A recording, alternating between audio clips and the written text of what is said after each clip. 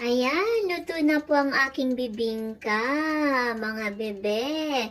Purple po ang aking bibingka kasi ang aking baby Mistisa ay gusto ng purple bibingka.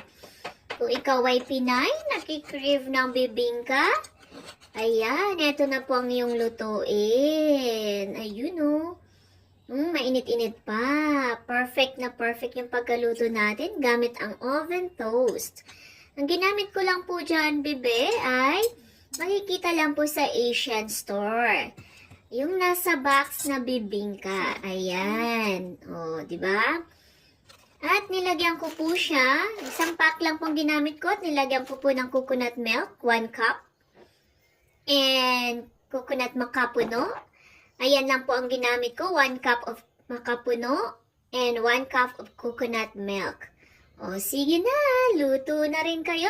Good for coffee.